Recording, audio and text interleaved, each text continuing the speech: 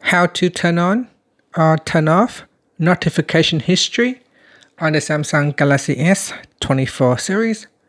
First, tap on the home button to return back to the home screen.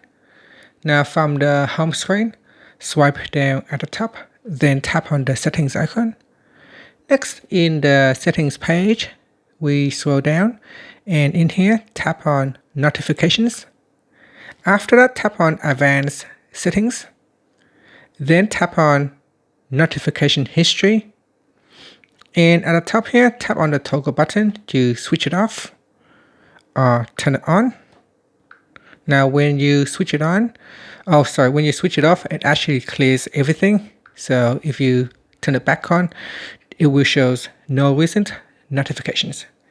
And that's it. After that, you can tap on the home button to go back to the home screen. Thank you for watching this video. Please like and subscribe to my channel for more videos.